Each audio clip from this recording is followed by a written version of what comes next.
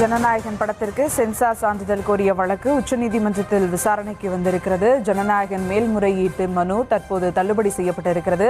மேலும் விவரங்களோடு இணைகிறார் செய்தியாளர் மதியழகன். வணக்கம் மதியழகன், விவரங்கள்.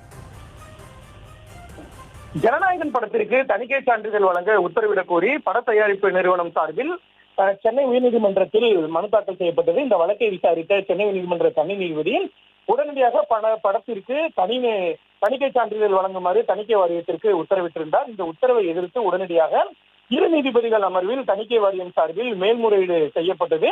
இந்த மேல்முறையீட்டு மனுவை விசாரித்த சென்னை உயர்நீதிமன்ற தலைமை நீதிபதி தலைமையிலான இரு நீதிபதிகள் அமர்வில் தனி நீதிபதியினுடைய இடைக்கால உத்தரவுக்கு இடைக்கால தடை விதித்து உத்தரவிட்டிருந்தனர்.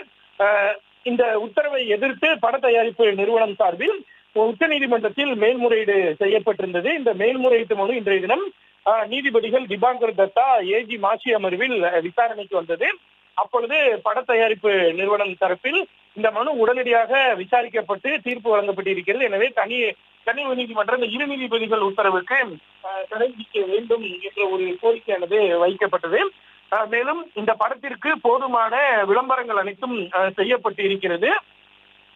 படம் 3 மாதங்களுக்கு பிறகு இந்த படத்தை பார்ப்பதற்கு மக்கள் தயாராக இருக்க மாட்டார்கள். எனவே சென்னை உயர்நீதிமன்ற இரு நீதிபதிகள் உத்தரவுக்கு தடை விதிக்க வேண்டும் எனவும் தணிக்கை சான்றிதழ் வழங்க உத்தரவிட வேண்டும் என்றும் கோரிக்கையானது வைக்கப்பட்டது. இந்த நிலையில் இதனை ஏற்க மறுத்த நீதிபதிகள் சென்னை உயர்நீதிமன்ற இரு நீதிபதிகள் உத்தரவுக்கு அந்த உத்தரவில் நாங்கள் தலையிட விரும்பவில்லை என கூறி பட தயாரிப்பு நிறுவனம் தாக்கல் செய்த மேல்முறையீட்டு மனுவை தள்ளுபடி செய்து உத்தரவிட்டு இருக்கிறார்கள். இதன் மூலம் உச்ச நீதிமன்றத்தில் பட தயாரிப்பு நிறுவனத்திற்கு நிவாரணம் கிடைக்காத ஒரு சூழல் ஏற்பட்டு இருக்கிறது.